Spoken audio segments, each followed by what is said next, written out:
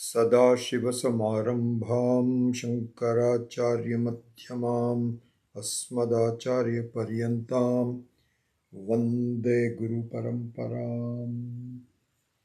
ॐ भद्रं कर्णेभिः शृणुयाम देवाः, भद्रं पश्येम अक्षभिर्यजत्राः, स्थिरैरङ्गैस्तुष्टुवागुंसस्तनूभिः व्यशेम देवहितन्यदायुः। स्वस्ति न इन्द्रो वृद्धश्रवाः, स्वस्ति नः पूषा विश्ववेदाः, स्वस्ति नस्तार्क्ष्यो अरिष्टनेमिः, स्वस्ति नो बृहस्पतिर्दधातु। ॐ शान्ति शान्ति शान्तिः। ॐ सहना भवतु, सहनौ भुनक्तु, सह वीर्यङ्करवावहै, तेजस्विनावधीतमस्तु मा विद्विषावहै। ॐ शान्ति शान्ति शान्तिः।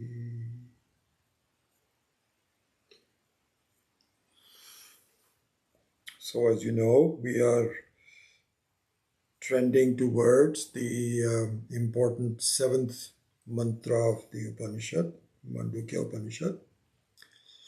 And Swami Akhandananda is taking a rather long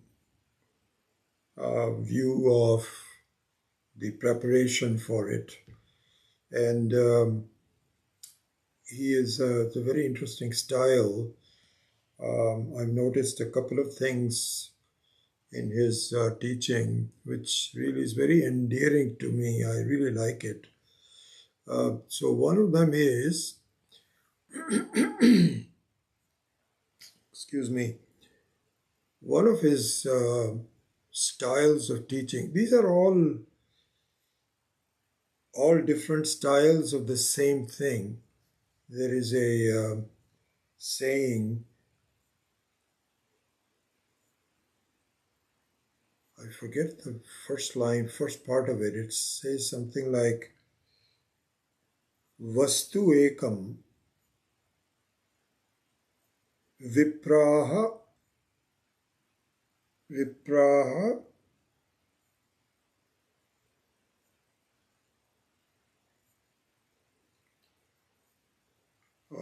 bhinna vadanti, something like that.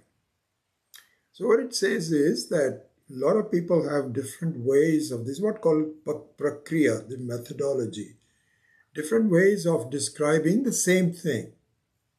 It's not as though there's only one way to describe it. In fact, all the Upanishads, they give different aspects of the same truth, but the truth remains the same. Tatparya Nishchaya. Brahma Satyam Jagan Mithya Jivoho Brahma Eva Natu Aparaha. This is the single Tatparya. That the human being, there's not a separate thing called human being. It is also an aspect of Brahman, aspect of Ishvara, that's all. Like a wave is not a separate vastu from the ocean. It is really an aspect of the ocean, that's all. So there are different teachers that give different ways of doing it. So what I've noticed about Swami Akhandananda are two things that are very interesting. One is that he gives you kind of like the final result right away. This is why I think, we've talked about the Ekajiva Vada. So many of my traditional acharyas wait for a while. They slowly get to that point.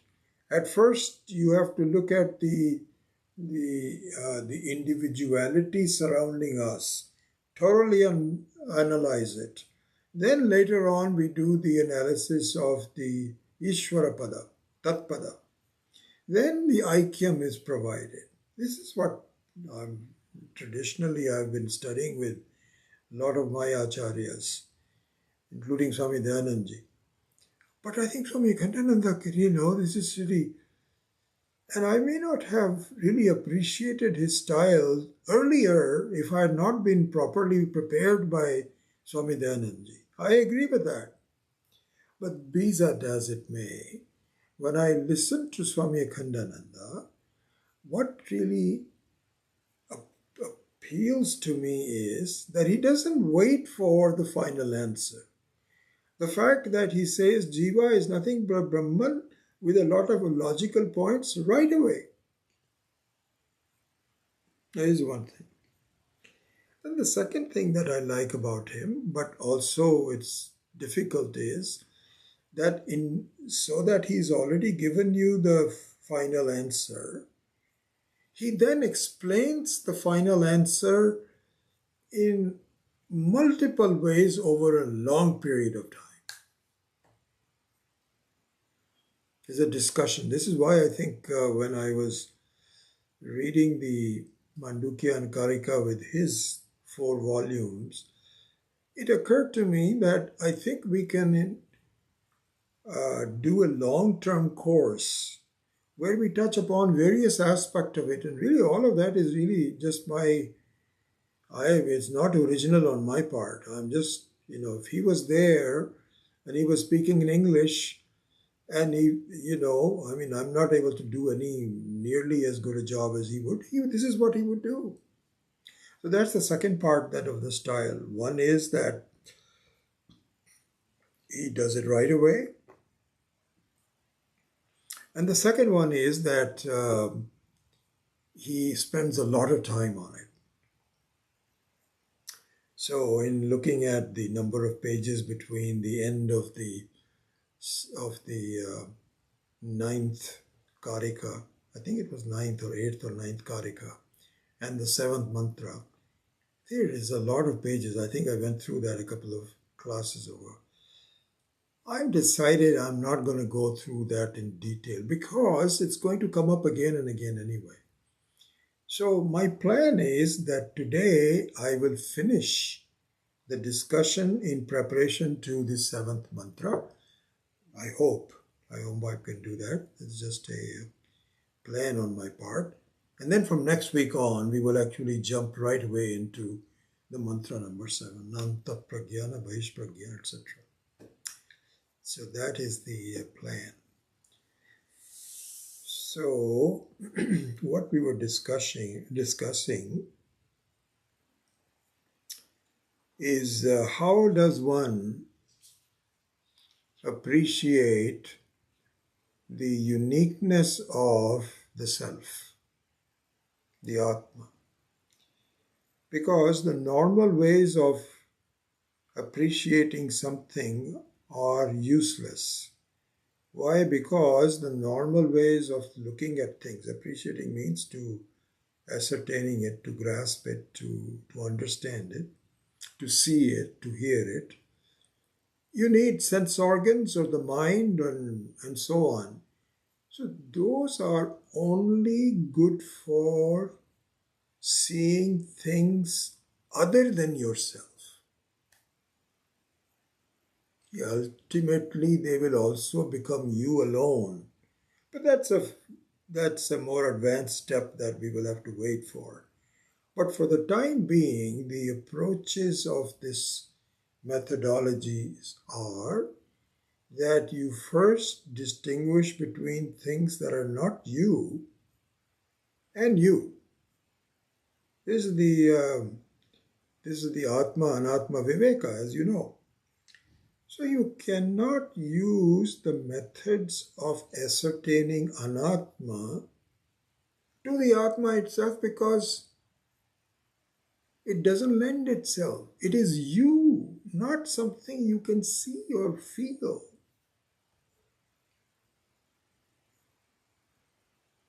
So as we saw, that there are various kinds of objections to this. Akshepa, what is called Akshepa. Akshepa means you get accused of not understanding if you keep on harping on this method that I cannot see this, neti neti tyadesha, nothing, this is not you, that is not you, nothing is you. So the person says that if nothing is you, This is one of the principal theories of Buddhism. If nothing is you, then you must not be there. Because everything that is there is visible right in front of you, either by you or by somebody else. And if you cannot cognize it, and neither can anyone else cognize it, that means it is not there. This is what is called Shunya Vastu. And we also define Shunya Vastu. Like the classical example is, the old example is that the horns of a rabbit, this does not exist. Nobody has seen it. There's no possibility of it. One of the modern examples of that is a square circle. Doesn't happen.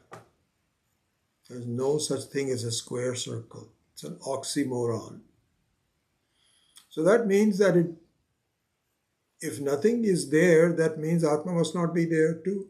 So we say, no, that's not, as we said, don't throw the baby with the bathwater. That's not true.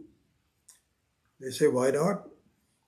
So we give a very simple logic for now, and this will be elaborately proven later. The simple logic is, did you say that the Atma is Shunya? Shunya means zero, nothing. So the Buddhists say, yes, that's right. Because all the problems are that of the Atma. And if the Atma itself is not there, then your problem will disappear. It's a very funny logic. I mean, I'm willing to lose interest, but I cannot lose the principle itself. I am the very principle. I will also disappear. Nobody wants to disappear. So they ascribed it to Gautama Buddha. Sarvam dukkham dukkham dukkham dukkham.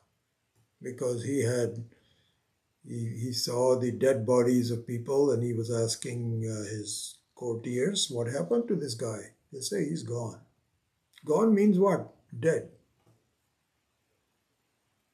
And why did he die? Oh, he was ill for a long time.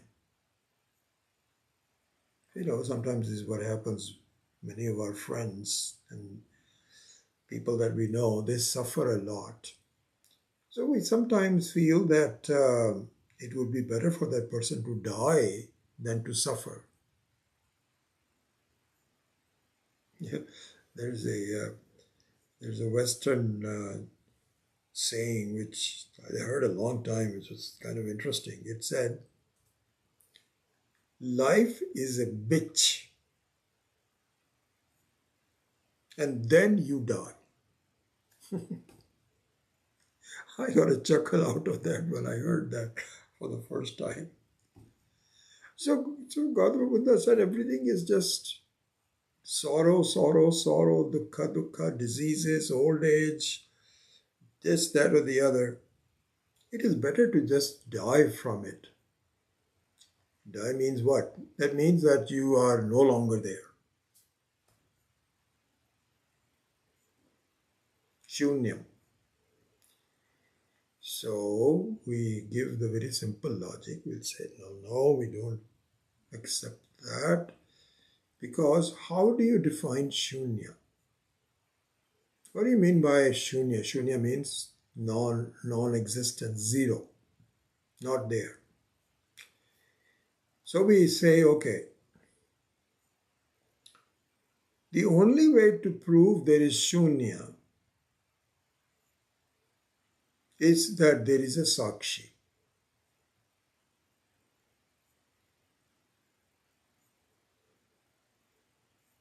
Right? If Shunya is there, it can only be proven by a Sakshi. So that means Sakshi is there. Cannot be Shunya. Because you're depending on the proof of Shunya by a Sakshi.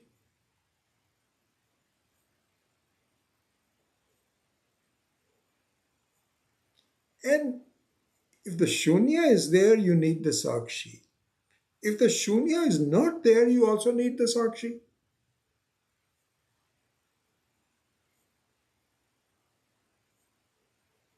So this is idiotic, that everything just completely disappears. No, no, you cannot say that. So there has to be a basis of everything, and the sakshi is the one there that is unaffected by what you, either there is a shunya, not shunya, whatever happens. You need the sakshi to really establish the truth of anything. This will be taken up in more detail later on. So now, there is another objection.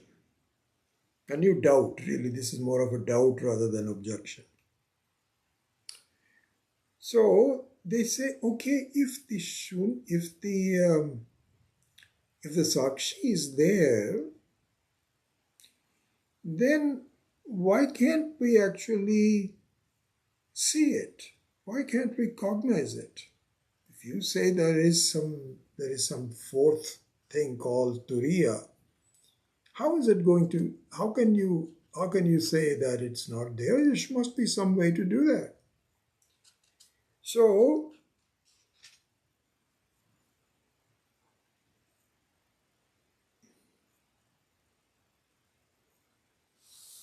this is what is called nirdeshaha.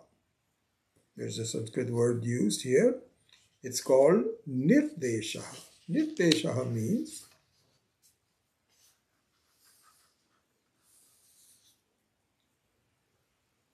by pointing out and saying that one is Atma, that one over there. So why can't you do that? What's the problem?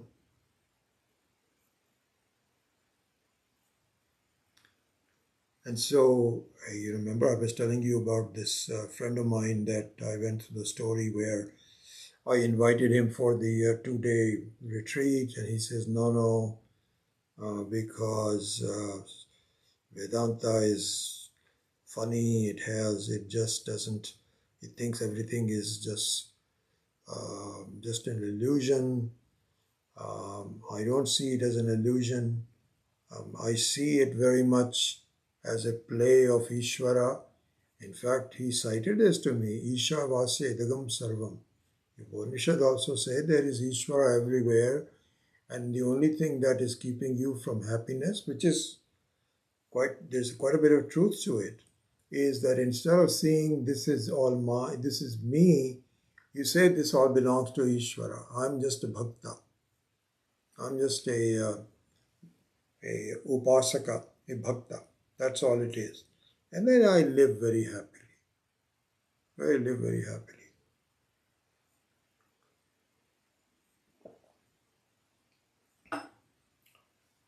And so, why don't we just do that? So, there are problems with that also, because none of these approaches, in fact, we'll go into a bit more detail, none of these approaches really help me ultimately. In this particular case, where you say you are just a bhakta or an upasaka, you still have the identity of being limited, don't you? Yes, that's true. I am not feeling that I am one with the Ishvara, as you guys say. I still feel that I am an individual, but I am completely at the mercy of Ishvara. This is what is called Sharanagati.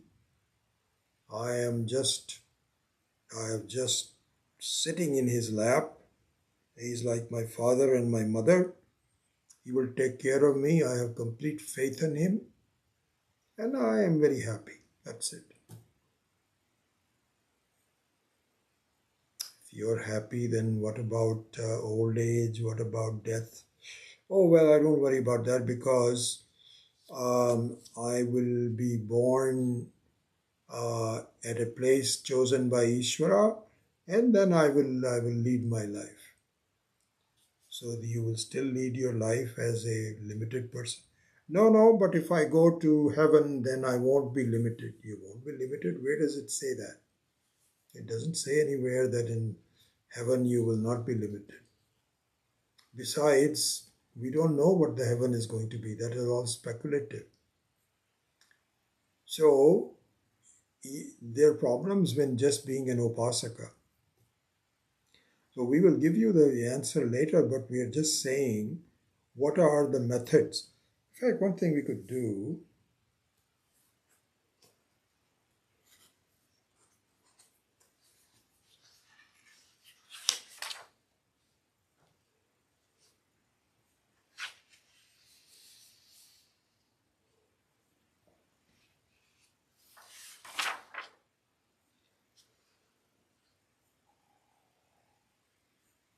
yeah. So let's look at, one way to look at this is to examine the methods that people have at their disposal in order to be happy. Let's just look at that. How does a person become or stay happy? Okay. So the first one is, there's like three or four that we can group into. There are subsets of all of them.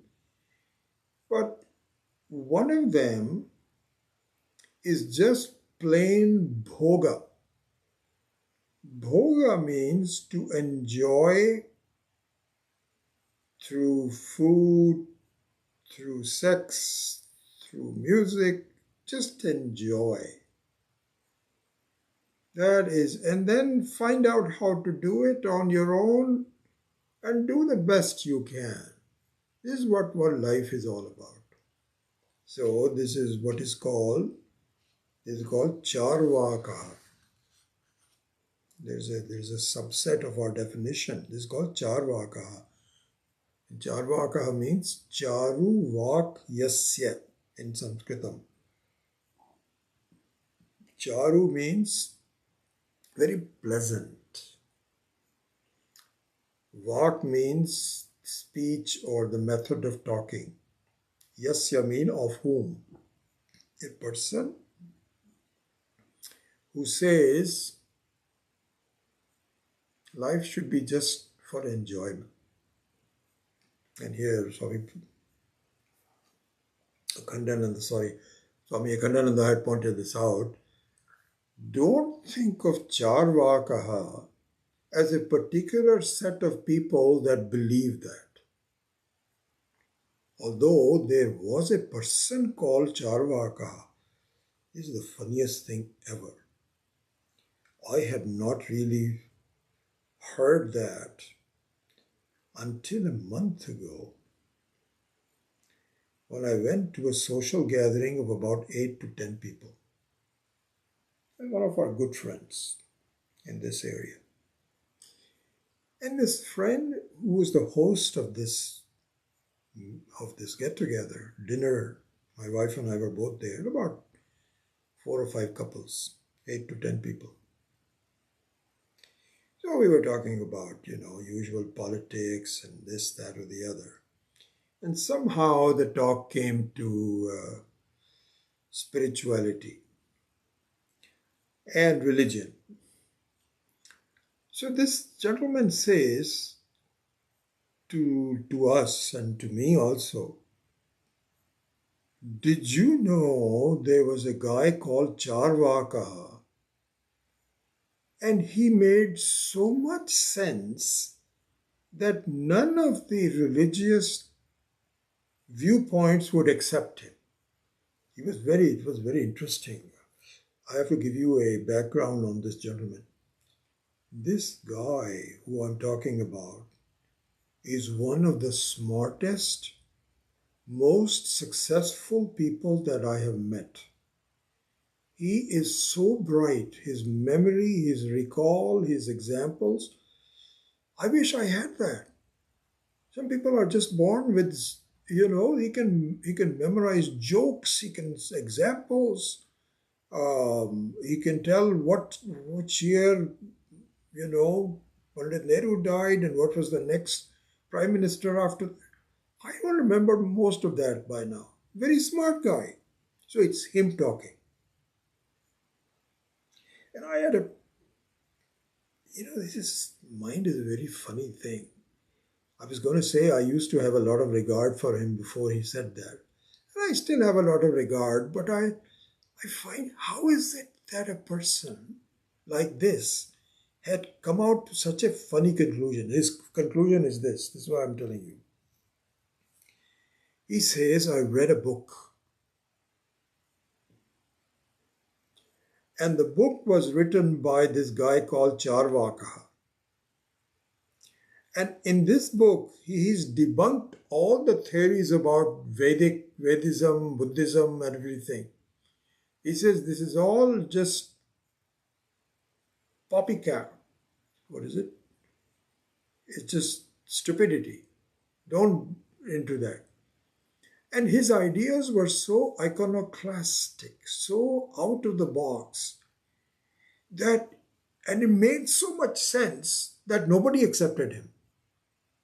They said, oh, no, no, no, he's going to spoil our religion and our faith and Shraddha and so on and so forth. He says, he had a fascinating character. So I'm listening to that and I'm saying, okay. Then I egged him on. I said, what did he say? What he said was very simple. There is no afterlife. There is no before life. Just accept that you were born and you're going to die, and you just maximize your happiness as much as possible. That's it. This is his theory. I sat there and I said, I cannot believe this guy who in economics, in finance, he's a VC guy. He makes so much money. Such a smart guy. He leads a lot of people, accomplished a lot in his life and so on. He's come to this conclusion.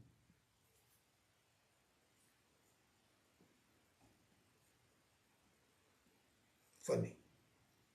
So this is, but what Swami Akhandananda said, this is the interesting thing. Don't think, even though this guy thinks that, but Swami Akhandananda says, don't think that this is only a small subset of people that believe that. He said 99% of the people on this earth believe that. They have doubts about whether I'm going to live after this or not. I told you this. Sorry that I give you all these things. I think I told you about this Narinder Kapani, a Sikh gentleman that I knew very early on, and he was a pioneer in what is it called? When you send light through the tubes. I forget. My memory is just going. Anyway, he was a very famous scientist, and one of the most famous Indian scientists living in this country. I'm talking about 50 years ago. I knew him then.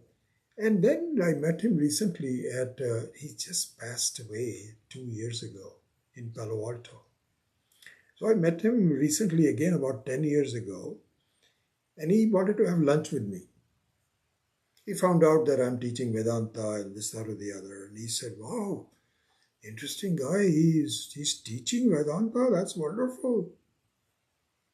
So he said, can we have lunch together? I said, fine. So we had lunch and so on. At the end, in the middle of the lunch, he kind of folded his hands and leaned forward and said, I have to ask you something. I said, oh, wow. What is he going to ask me for? He says, do you believe in life after death? I was totally taken back. What can I say? I said, absolutely. I didn't want to tell him there is no such thing as death. That would just confuse the heck out of him. But I just accepted his premise and I said, of course I do.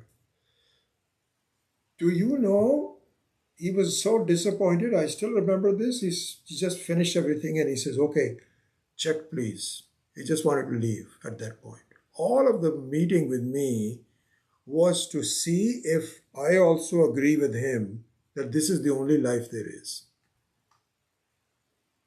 Anyway, I'm sorry to give you all this, but this is only one of the ways we are feeling happy. It's called bhoga as the purushartha. You know what purushartha means? What do we really want? How do we achieve happiness in this life? So one is bhoga. Okay? So I would say there are 4 basic ways that people believe that you will be happy. Okay? So one is through, so this is what is called artha kama dharma moksha, the purushartha. So artha and kama are basically bhoga and also karma. The karma means that you feel that if I just improve myself, do more work, get at a higher place of comfort, then I'll be very happy. And even the karma itself makes people very happy. That I'm just engaged in doing something very purposeful and I don't worry about where am I going, but this is happy. These are good people in the sense that you're not waiting for the result. Even the process of doing the work itself is pleasant and very nice. So this is the second type. Okay. Then the third one, and by the way, one corollary to this is what is called Vishesha karma, a particular karma.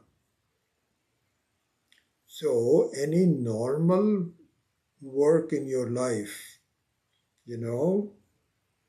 getting a better car, getting better house, getting married, jobs, this is normal karma. But then you have special karma which you can do by the faith in your religiosity.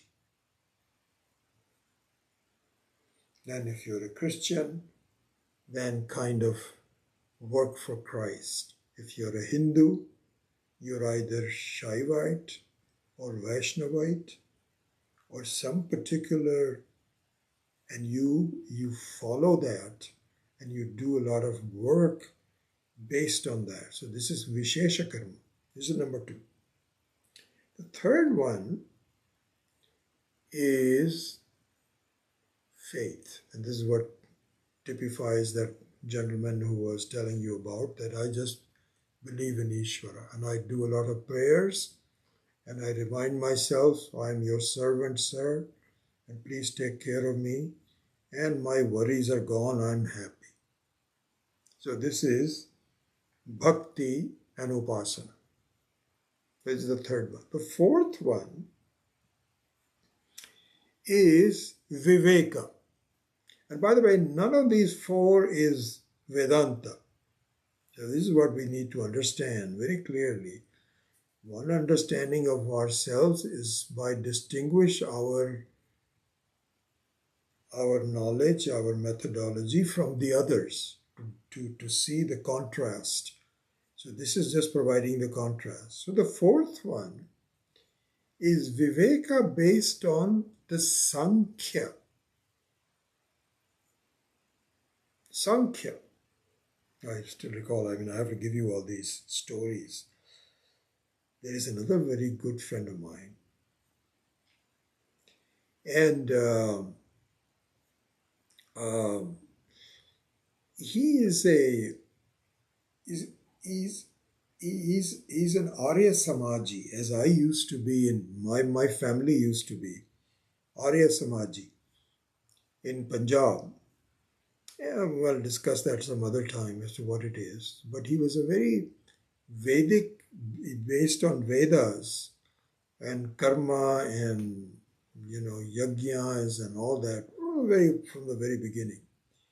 But one time, very early on, I would say probably no, not that early, about 2004, I had Swami Tattvavidananda ji staying with me in this home, right here in this home.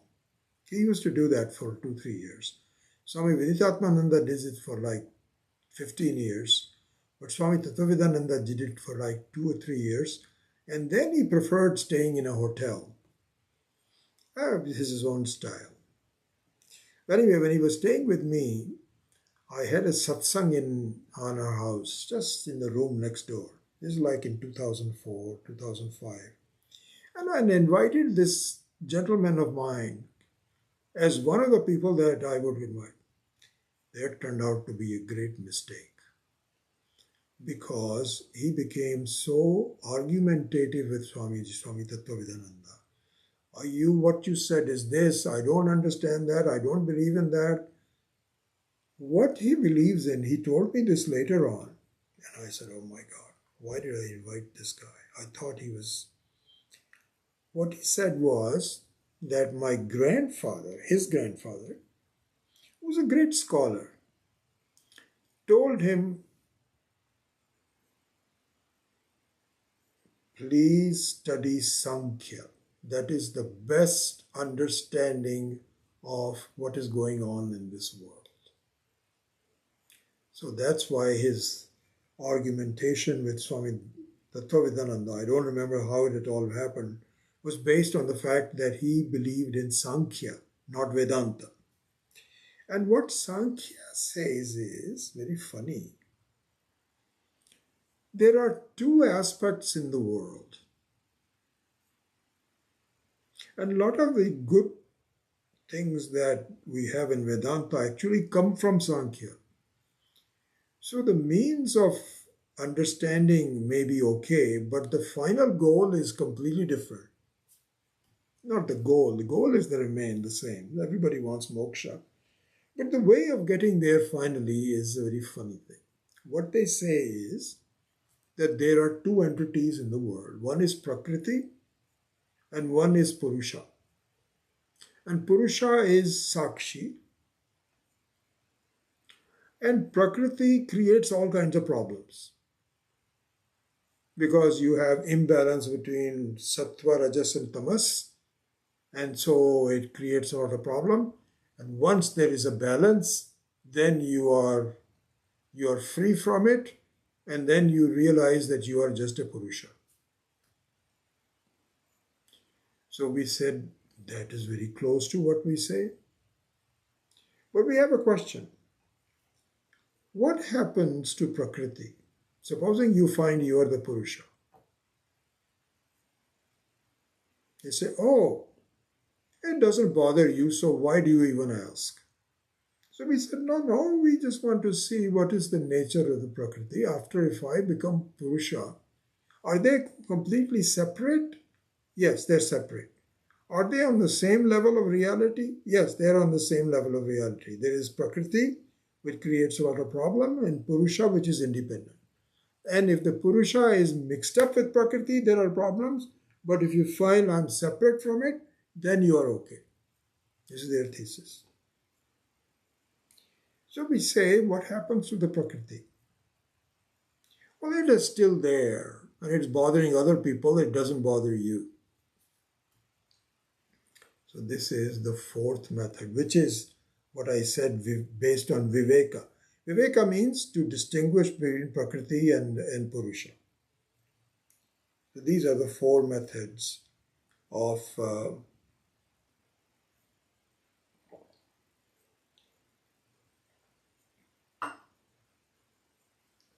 gaining happiness that we have in the world.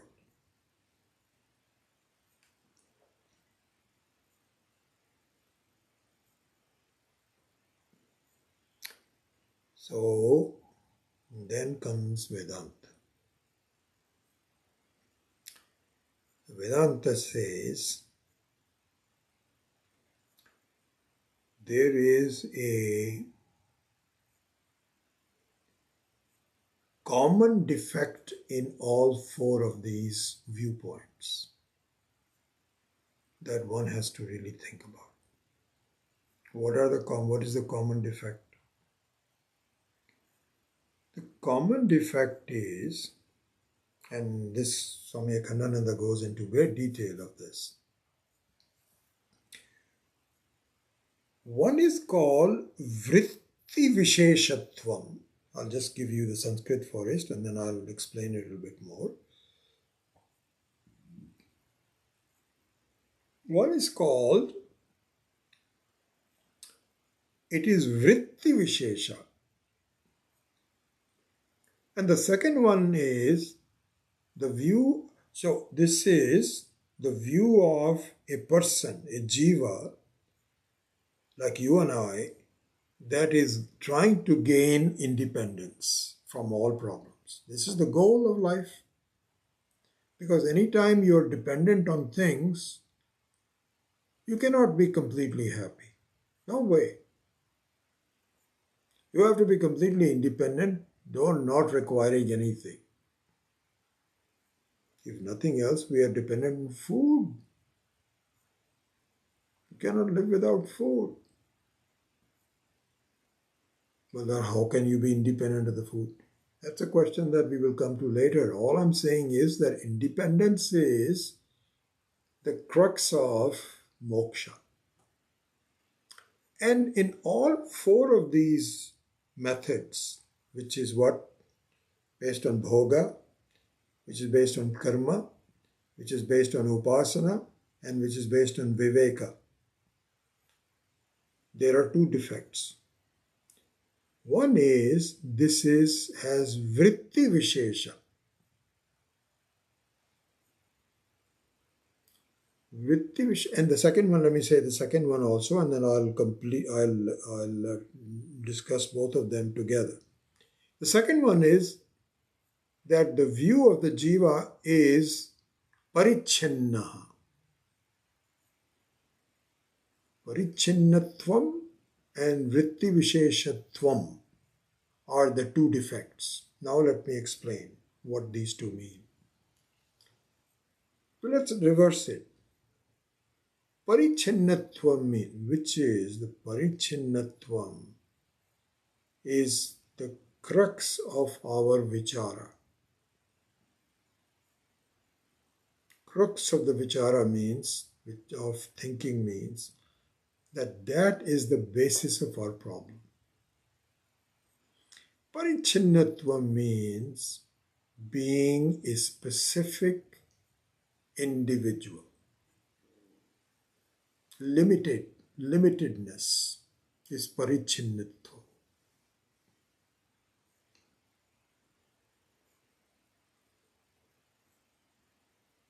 And the second one is that if you are parichinnatvam, if you parichinna, if you are limited, you are associated with a vritti. Vritti means a thought. A thought. Not thoughtlessness, but a thought. Some thought. It may be pure thought. It may be a subtle thought. It may be almost not there, but it is there. It is called vritti. So the moksha for all these four methods is based on vrittis alone. You are dependent on the vritti. And who is dependent on the vritti? The parichinna jiva. All four of them. Okay, so why do you call it a defect? What's the problem with it? Because it means you are parichinna itself means you are limited. And the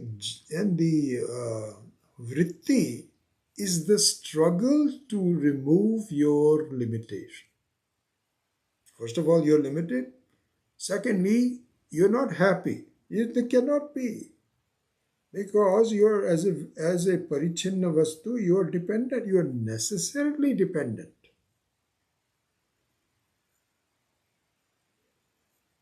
So before we give you the alternative, we have to see what the defect is. And the defects are parichinnatvam and vritti visheshatvam. Hope it's clear by now. If you have any questions, then please you can put that on the chat window. And so therefore, anything which is limited, no matter how big that might be, supposing you become extremely expansive and you have the whole world at your disposal. So this was the discussion about the Ananda in the Taittiriya Upanishad. So there he says that supposing you find a person who is extremely healthy, young, bright, rich, everything, that is one unit of happiness. And then you go from there. So anyway, there is a unit of happiness. And most of us say, what's wrong with that? I'd be happy to have that kind of a thing. Something wrong because you will be there for a small time and then you say, now, I want something bigger. Limitation, a person who is limited is not happy. And so the objection could be, how can you say that there's no such thing as an unlimited thing? So we say, wait. We will show you there is somebody who is non-limited. How do I become non-limited?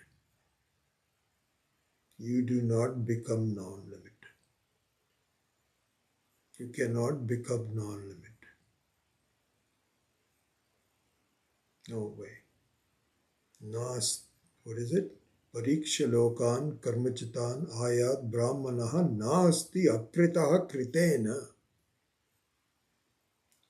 Akritaha kritena nasti. Akritaha means one, the totality, the infinity, the non-limitedness cannot be achieved.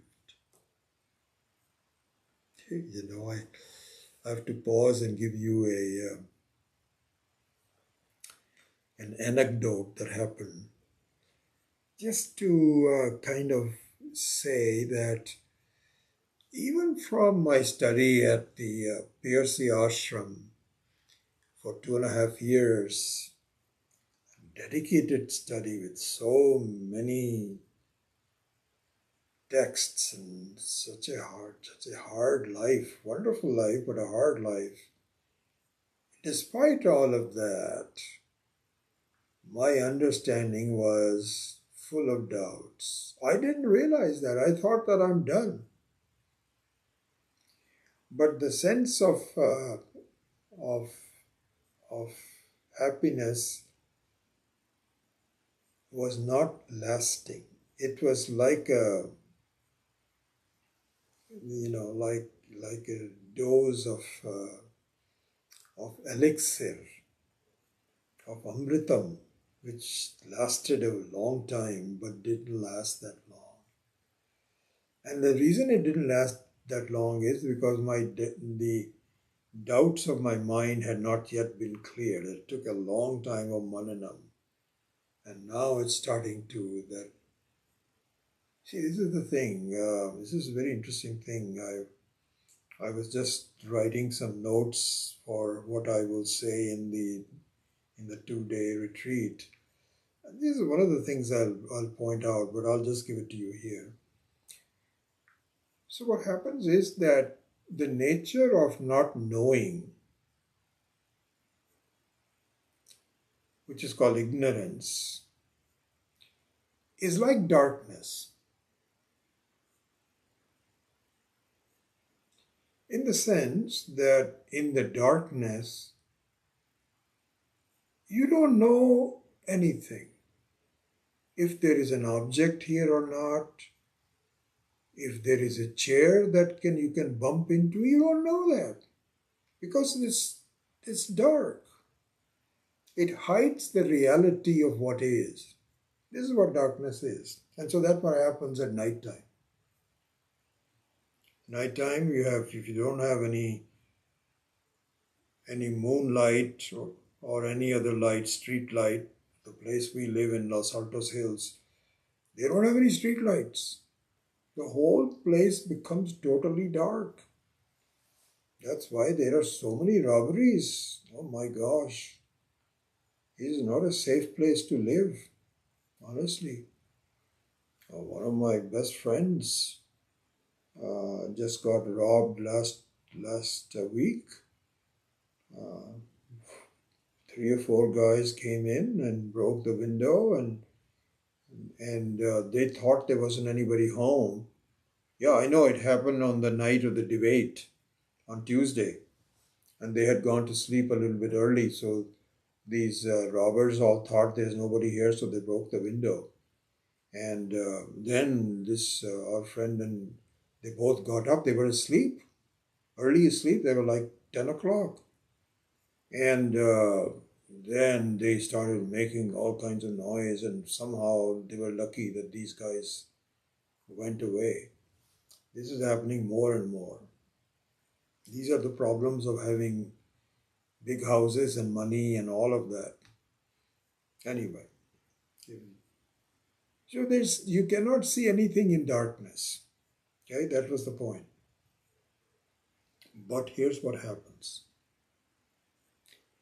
There comes a point when there is dawn and there is early morning sunlight. You still do not see the sun, but there is enough light to see. Suppose, as it happens here quite often, just happened this week, it starts out by being totally foggy. It's a funny thing. I look out of my window and I cannot see anything except the fog. But you know, it's a very interesting thing. You see the fog, which prevents you from seeing things by the presence of the sun. You cannot even visualize the fog, let alone cognize it without the sun. You can visualize it, you cannot cognize it. So, in the study of Vedanta, I can see this happening. And Swami Maheshananda had given this phenomena a lot of thought. I forget the book that it was done in, because I had really studied, you and I both studied a lot of Swami Maheshanandaji's books. And he had given a very beautiful example that has really stuck with me. And I think I'd given you this example in this context. He said that suppose you travel in a plane to a new place to attend some meeting or something like that, and you arrive there in the middle of the night and you get into a hotel. This is completely on the 4th floor of the hotel, and you don't know where you are. It's all dark, and you are wondering, are you in the middle of the town? Are you in a suburb? Or where are you? So, but you cannot see anything because it's all dark. Then while you are looking out in the window, there is a flash of lightning. I remember this example so well. This is around 2012, 2013, somewhere there, about 10, 12 years ago, 14 years ago. He said, as you are looking out of the window, just sort of wondering what the topography looks like, there is a flash of lightning. And in the flash of lightning, you can see the scene behind the window of the hotel. You can see that there are fields out there with trees, whatever, some kind of a scene. And then the lightning stops and it becomes dark again.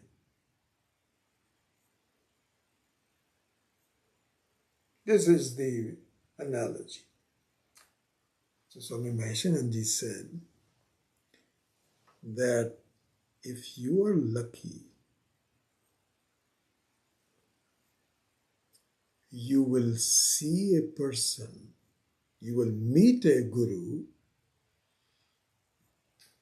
who will show you the Atma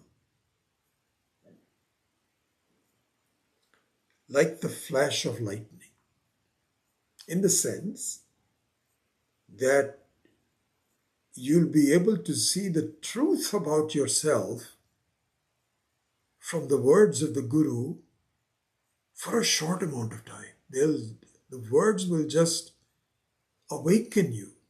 Oh my God, this is who I am.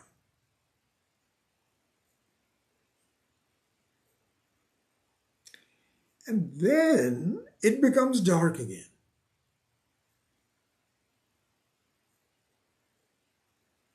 I tell you, this is such a wonderful example that Swami Maheshananda gave. Just wonderful. And he said, then you know what you need to do? You need to wait for the sunlight to occur to be able to see what you had briefly seen in the flash of the light.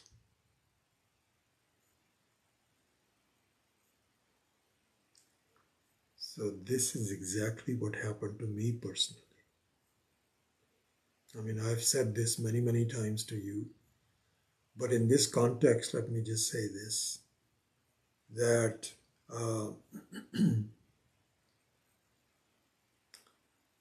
it was just amazing, the 1 week of Jnana Yajna by Swami Chinmayanandaji on the 7th chapter of the Gita in the Lone Mountain College Auditorium in San Francisco, June of 1973. This happened to me. My mind was absorbed. This is my first introduction. I'd read the Gita many times, but it didn't dawn on me what he was talking about until Swami Chinmayanandaji talked about it. And I had a glimpse of my own Atma, clearly. And I felt, my God. And that glimpse of the Atma, kind of like a flash of the lightning, stayed with me for a little while before it disappeared. But you know what? As Swami Maheshananji says, that the flash of the lightning was enough to give you an idea of what the place is, what the situation is. Enough of it. Because you could tell this is not in the middle of a busy street with lots of, high rises behind you. No. It is really in the edge of the hall, at the edge of a town, and there is nothing beyond that except forests and trees. This you could see. You may not be able to see the details of it until the next morning, but you could see that in the flash of your mind. I'm telling you, this is exactly what happened to me. Now let me give you the flip side of it. This is what I started this example with. I don't think that I will be able to finish all of the things before going to the 7th chapter, so we'll have to take another class, and I think next week I'll finish it. Anyway, I just wanted to show you the flip side of this.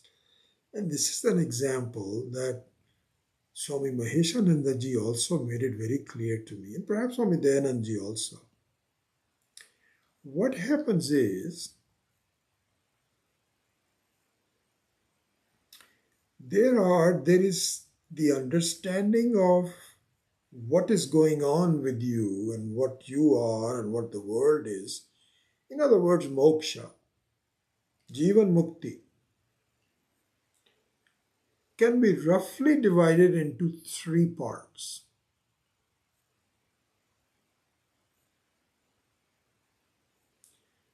One is nighttime ignorance. You don't know, just like you have no idea what the landscape behind the window is. This is one stage. You're engulfed in ignorance. And the moment we are born in this life, the baby is engulfed in total ignorance. Total ignorance about the self, obviously, total ignorance about the world, total ignorance. This is night.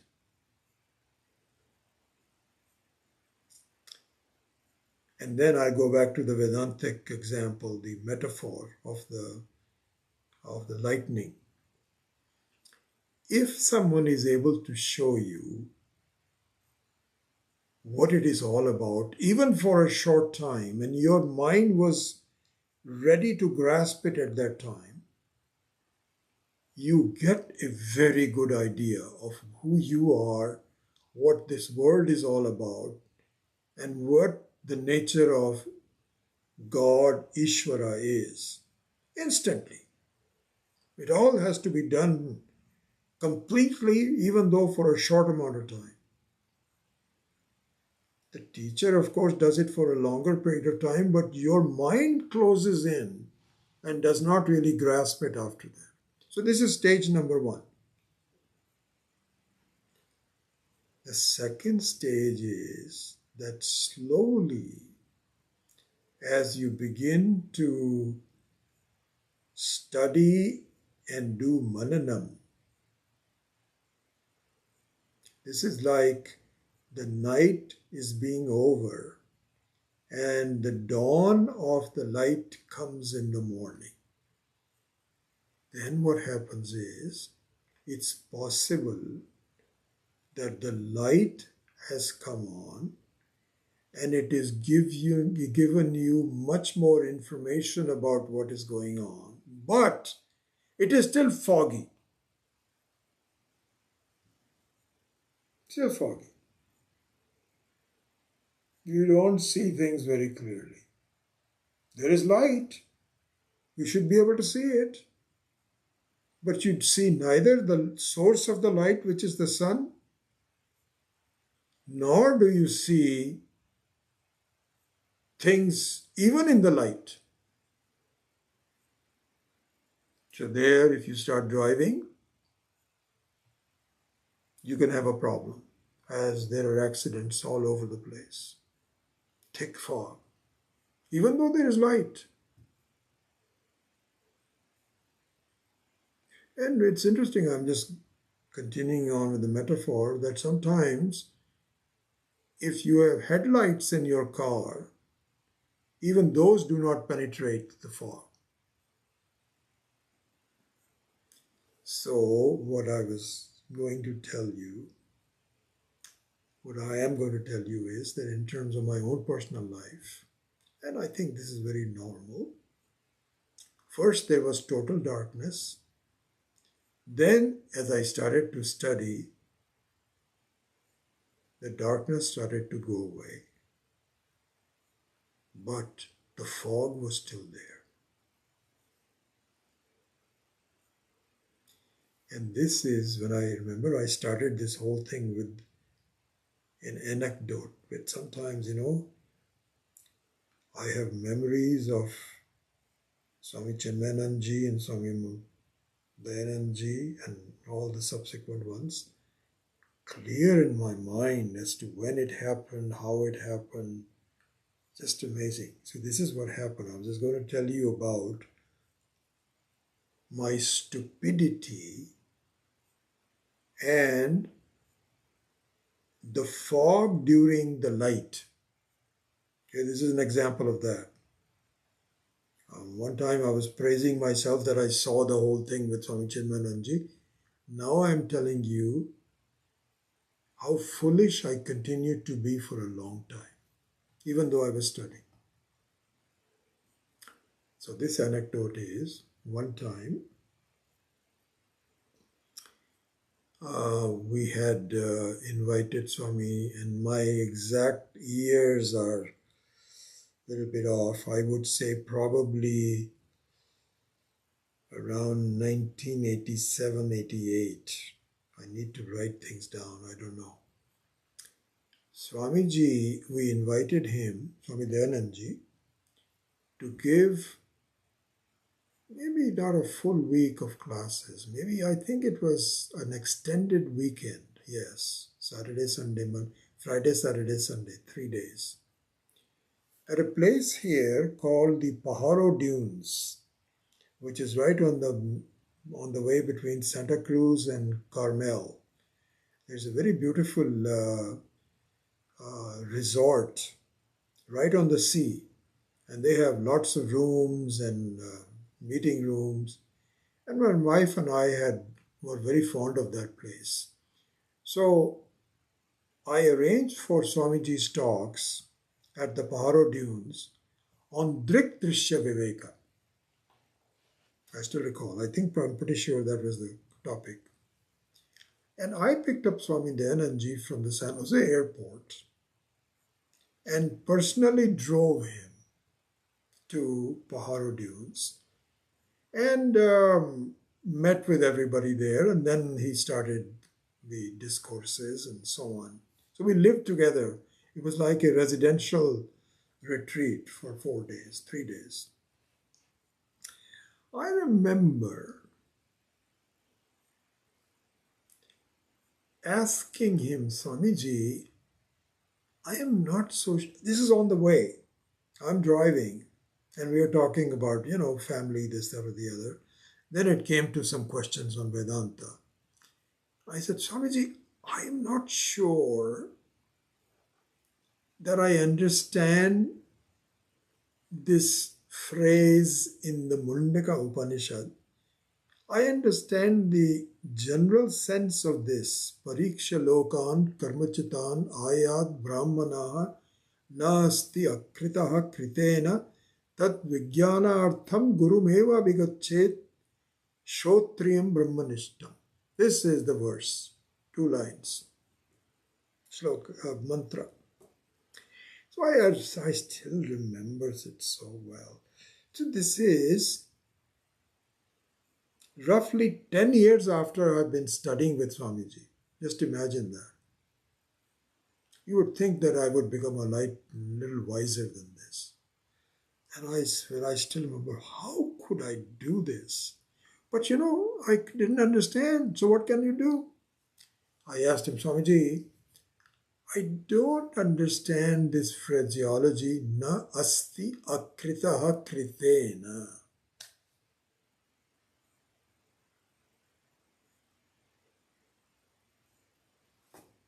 Now I do, of course.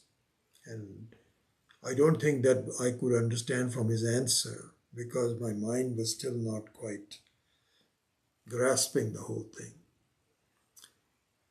Basically, it says, my dear, you cannot reach and achieve infinity.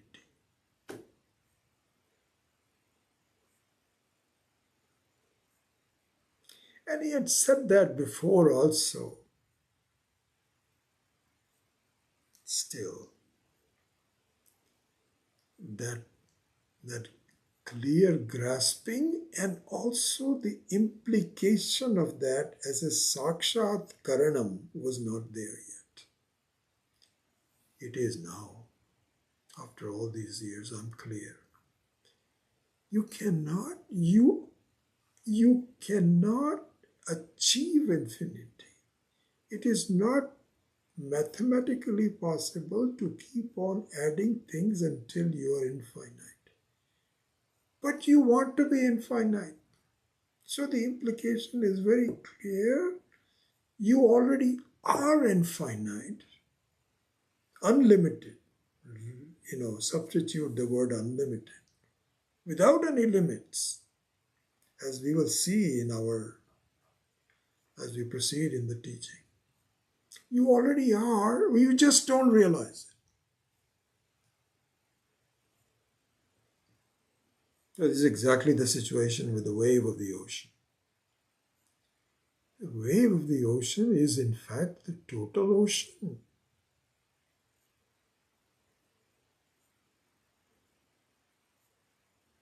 But its conclusion is highly biased and flawed because it gives excessive conclusion on the shape of itself, not the content of itself. This is our situation.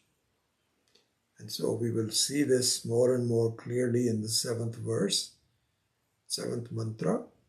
And so all the Prathama Pada, Dvitiya Pada, Tritiya Pada is all to say, my dear,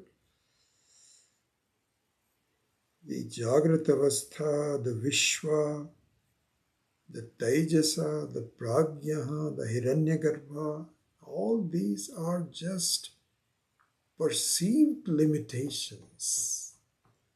You are already Chaturthi, the Turiya. But you keep on seeing yourself from the standpoint of some limitation. You don't need to. But you have a fear, you have an unreasonable concern, you have lots of issues. They're all imaginary issues. The real thing is you already are infinite. So my whole point is that even though it was the daylight, because I have been studying for so many years, but because of the fog, it was still not clear to me. So this is the 3rd stage. That's the 3 stages of Jivan Mukti. One is complete darkness. The other one is light, but as though it is not light, because the fog still obstructs your vision of exactly seeing things as they are. And the 3rd one is where through your thinking, the fog of your own mind dispels and everything starts to really make sense. That's the 3rd stage. Anyway, I am just letting out my thoughts and explanations take me for however it goes, and sometimes it's a little bit away from the way of pure traverse from one verse to the other.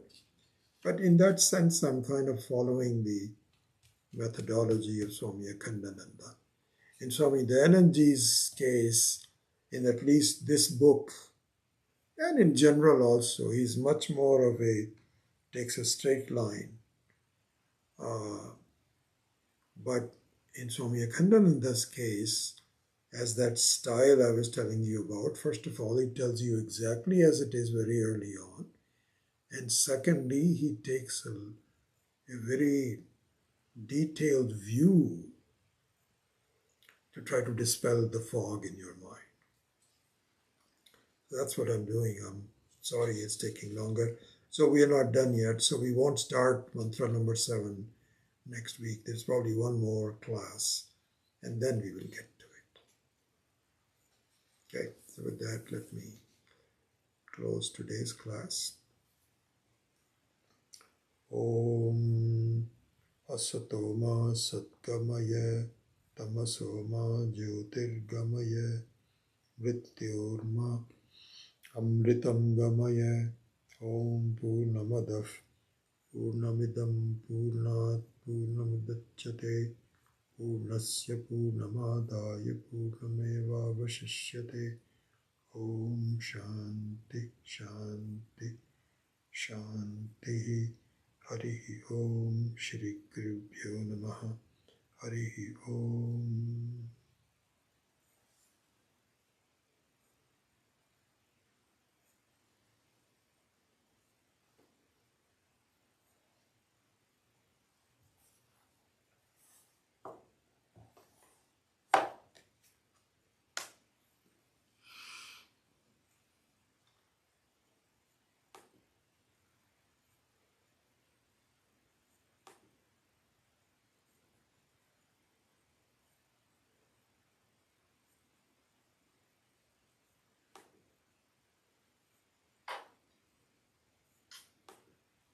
Starts to read.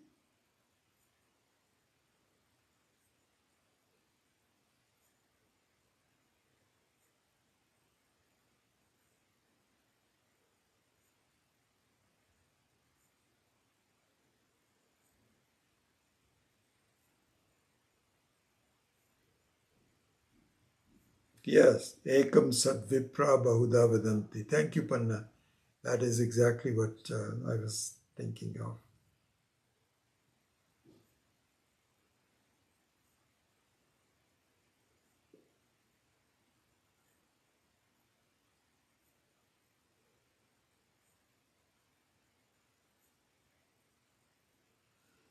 Very nice. There's a new name that I don't recognize, Aruna Lakshmi.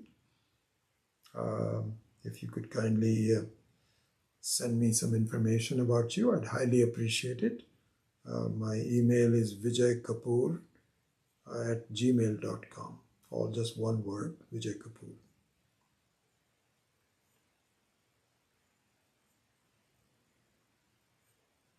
Ah, Raj, thank you. Wonderful, wonderful. Great. Okay, Aruna, thanks so much for joining in.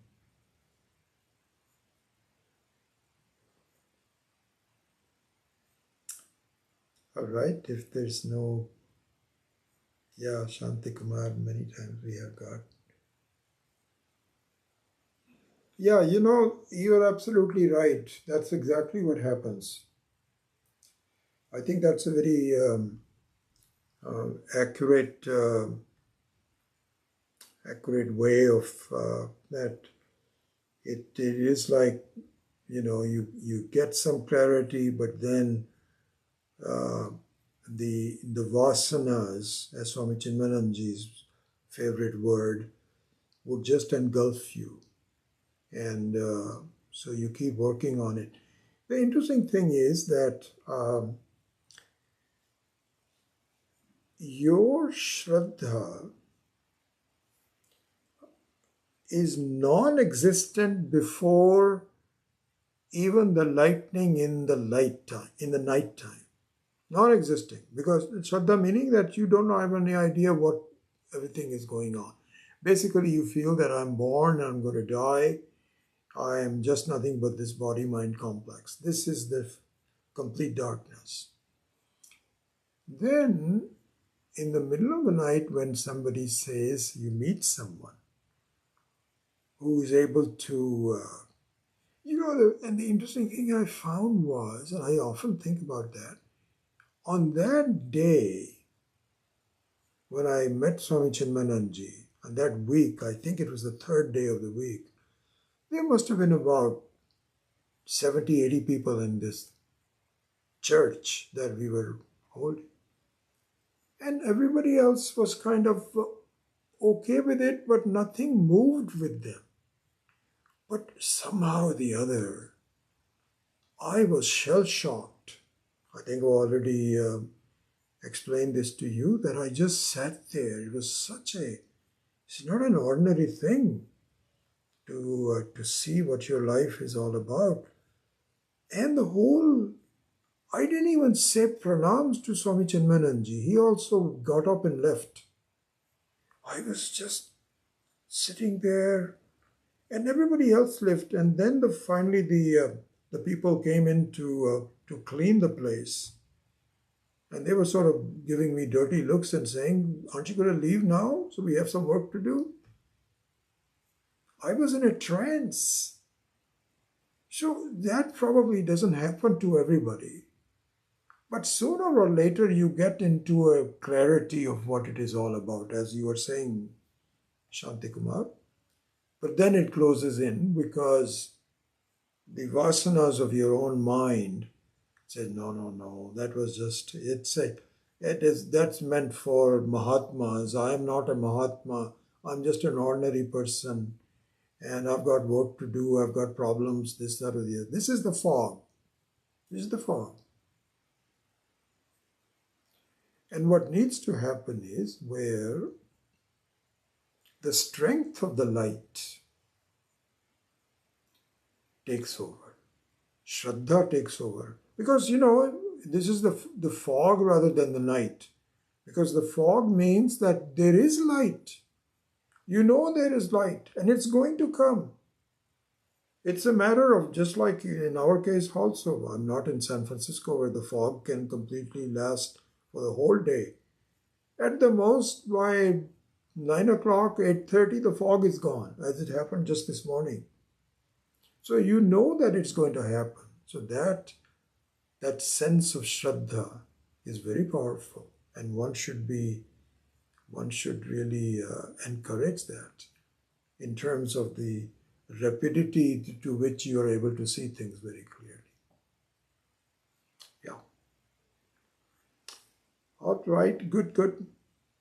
We'll see you Saturday. Hari Om.